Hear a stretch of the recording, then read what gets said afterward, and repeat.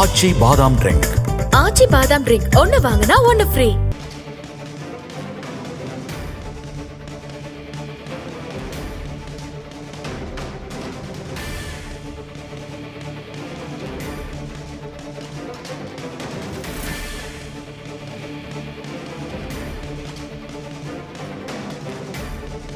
மன்னிப்பு கேட்பதில் கமல்ஹாசனுக்கு என்ன ஈகோ என்று கர்நாடக உயர்நீதிமன்ற நீதிபதி கேள்வி எழுப்பியிருக்கிறார். அது மட்டுமல்லாமல் கன்னட மக்களின் உணர்வை கமல்ஹாசன் குறைத்து மதிப்பிட்டிருக்கிறார் என்றும் கர்நாடக உயர்நீதிமன்ற நீதிபதி குறிப்பிட்டிருக்கிறார்.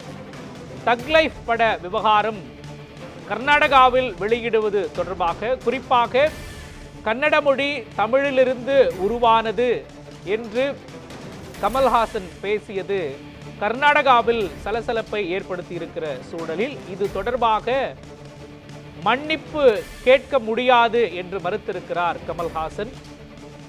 இந்நிலையில் கர்நாடகாவில் ஜூன் 5ஆம் தேதி தக் லைஃப் திரைப்படம் வெளியாகாது என்றும் கமல்ஹாசன் தரப்பு குறிப்பிட்டிருக்கின்றது.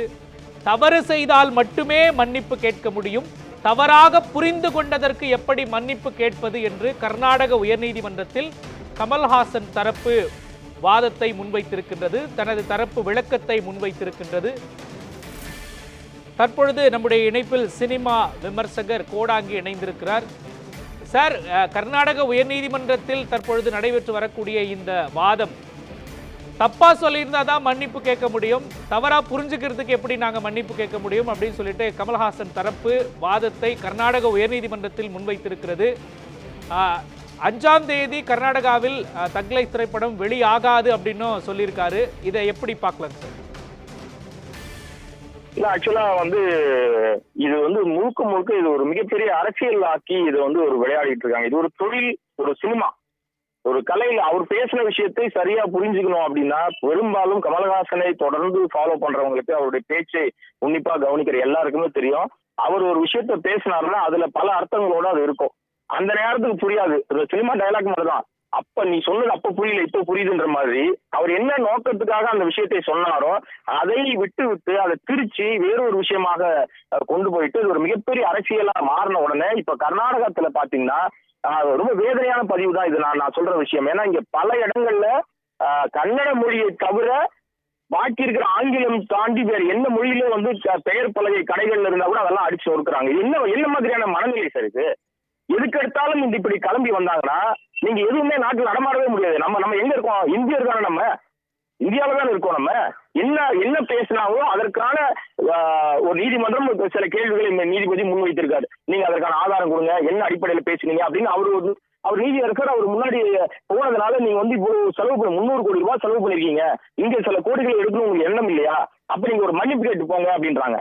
எனக்கு அந்த விஷயத்துல நீதிபதியை விமர்சிக்க முடியாது, நம்ம நீதிமன்ற தீர்ப்பை விமர்சிக்க முடியாது, நீதிமன்ற கருத்துக்களை விமர்சிக்க முடியாதுன்னு பல நமக்கு கடிவாளங்கள் போடப்பட்ட நிலையில இப்ப இது ஒரு ஒரு மிரட்டல் துணியாக பார்க்கப்பட மாட்டாதா அப்படின்னு ஒரு கேள்வி வந்துடும் இல்லையா?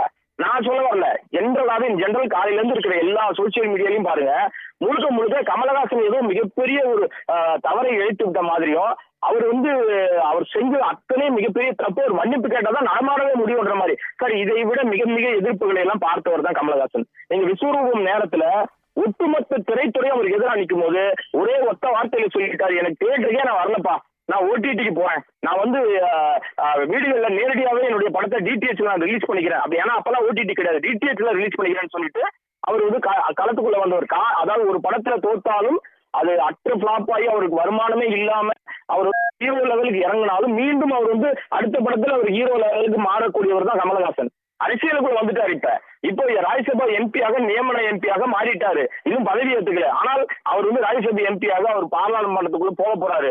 இப்ப அவருக்கு என்ன நெருக்கடி வரும் அப்படின்னா, நீங்க மன்னிப்பு கேளுங்க, நீங்க மொழிக்கு எதிராக பேசிட்டீங்க, இரு மாநிலத்துக்கு இடையில பதட்டத்தை ஏற்படுத்திட்டீங்க சார். சும்மாவே மென்னு கொண்டிருந்தவர்களுக்கு அவள் கிடைச்ச மாதிரி இந்த விஷயத்தை புரிந்து கொள்ள கூட முடியாதவர்களுக்கு இது நிச்சயமாக தப்பா தான் தெரியும். இப்ப எனக்கு நான் தமிழ் சினிமா வரைக்கும் நான் பேசுறோம்னா இங்க இருக்கிற அமைப்புகள் தமிழ் சினிமாவில உயர்ந்தபட்ச அமைப்பா இருக்கிற தயாரிப்பாளர் சங்கம் இந்த விஷயத்துல வேடிக்கை பார்க்குது. நடிகர் சங்கம் மட்டும்தான் ஆதரவு கொடுத்திருக்கு. பல பெரிய நடிகர்கள் வாய் மூடி மௌனியா இருக்காங்க. நான் பேரோட சொல்லணும்னா நம்ம மரியாதைக்குரிய ரஜினிகாந்த் என்ன பண்றாரு, ஏன் வாய் திறக்க மாட்டேங்கிறாரு சார்? அவர் கன்னடத்து மைந்தன் தானே, அவர் சொல்லணும் இல்லையா? என்ன இதுல எங்க தவறு இருக்கிறது, என்ன பிரச்சனை ஆயிருக்கு? சகத்தோழன் சார் கமலும் ரஜினிகாந்துக்கு பல நேரங்களில் சிக்கல் வரும்போது கமலஹாசன் குரல் கொடுத்திருக்காரு. இது வந்து நீங்க சகோதரத்துவமா தானே நீங்க அணுகணும். இங்க எங்க நீங்க பிரிவினை யோசிக்கிறீங்க? அப்ப திரையுலகம் திரைத்துறை சும்மா வேடிக்கை தான் பாக்குது. தமிழ் திரையுலகத்தில் இருக்கிற மற்ற அமைப்புகள் அனைத்துமே கமலஹாசனை தனித்து விட்டுட்டு அவர் வந்து ஒரு நிராதரவாக வெளியில நிக்கிறார். இப்ப அவர் அரசியலுக்குள்ள போனதுனாலயா அல்லது அவர் வந்து ஆளுங்கட்சி இல்லாம எதிர்கட்சியில் இருக்கிறதுனாலயா எப்படி இது நம்ம அணுகிறது, எப்படி எடுத்துக்கிறதுன்னு தெரியல. ஆனாலும் தமிழ் மொழியுடைய தொன்மை அறிந்த அனைவருக்குமே, இந்த மொழி பற்று இருக்கிற அனைவருக்குமே, தமிழ் மொழியை குறித்து தெரிந்த நம்ம தமிழர்களை தாண்டி சார் உலகத்துல வந்து சில நாடுகள்ல ஆட்சி மொழியாவே இருக்கு. சிங்கப்பூர்ல எடுத்துங்க, தமிழ் மொழிக்கு ஆட்சி மொழி. நம்ம இப்படி பேசுறதுனால பிரிவினை பேசல, இல்ல மொழியை நம்ம தாண்டி எல்லா மொழியும் நமக்கு ஒண்ணுதான், சகோதரத்தோடு தான் நம்ம பழகுறோம். நம்ம இந்தியர்கள் தான் சொல்றோம். வெளிநாடுகளுக்கு போனா நம்ம யாருன்னு சொல்றோம், முதல்ல இந்தியர்கள் தான் சொல்றோம். இப்ப அவர் பேசுற விஷயத்த புரிஞ்சுக்கிற தன்மையோட புரிஞ்சுக்கிட்டாங்கன்னா இதுல சிக்கலே வந்திருக்காரு சார். அரசியல் ஆக்கி அதுல குளிர்காய வேண்டியவர்களுக்கு குளிர் காஞ்சிக்கிட்டு இருக்காங்க. அதுல அவர் மாட்டியிருக்காரு.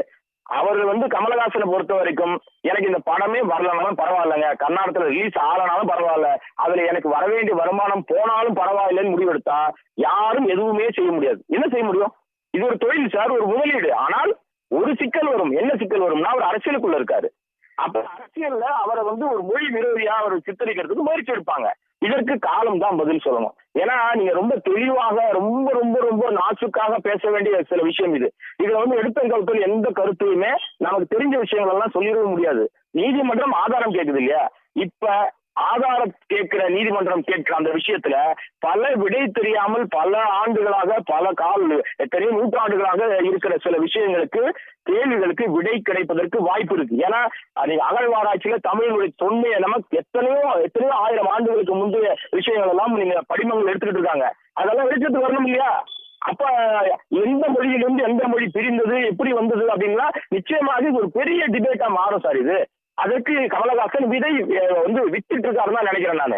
ஏன்னா அவர் வந்து டெக்னாலஜியை கொண்டு வந்து தமிழ் சினிமாவில புகுத்தின ஒரு தமிழ் சினிமாவில இந்திய சினிமாவிலேயே அப்பெல்லாம் பிலிம்ல படம் எடுத்துக்கிட்டு இருந்த காலகட்டத்தில் நான் வந்து டிஜிட்டல் எடுக்கிறேன்னு கொண்டு வந்தார். அன்னைக்கு கமலஹாசன் எல்லாரும் வந்து சிறுபைத்தனமா அவரை கிண்டல் அடிச்சாங்க.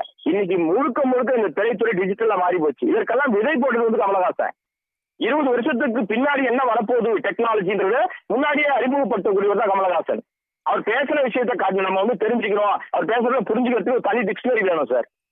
அது அப்படிதான் சினிமாவில் இருக்கிற ஆட்களுக்கு புரியும். ஆனால் இப்ப அரசியல்ல அவர் பேசுற விஷயத்துக்கு டிக்ஷனரி காண ஆரம்பிச்சிட்டாங்க.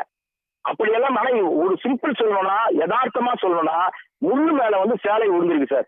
சேலைக்கும் பழுது ஏற்படக்கூடாது, முள்ளால் பாதிப்பு வரக்கூடாது. இது எப்படி கையாள போகிறார் கமலஹாசன் என்பதை பொறுத்துதான் பார்க்கணும். நம்ம ஒரு கருத்து சொல்லிடவே முடியாது. ஏன்னால் இது முழுக்க பணம் சம்பந்தப்பட்ட வியாபாரம் சம்பந்தப்பட்ட ஒரு விஷயம். அவர் எனக்கு இந்த வியாபாரத்துல 5ஆம் தேதி படம் ரிலீஸ் ஆனா எனக்கு இந்த கோடிகள் வரும்னா கர்நாடகத்தில் ரிலீஸ் ஆகலையா, நான் பொறுமையா நான் பாத்துக்கிறேன், காலம் அதற்கு அருமருந்து கொடுக்கும்னு அவருக்கு வந்து தள்ளி போட்டாருன்னு வச்சுங்களேன். அது என்ன பண்ண முடியல? கர்நாடக மக்கள் வந்து இந்த படத்தை பார்க்க மாட்டாங்களா? உடனடியா அவங்க வந்து வேற ஏதாவது தளத்துக்குள்ள போய் பார்ப்பாங்க, இல்ல அங்கிருந்து வேறு ஊர்களுக்கு வந்து பார்ப்பாங்க. அவ்வளவுதான்.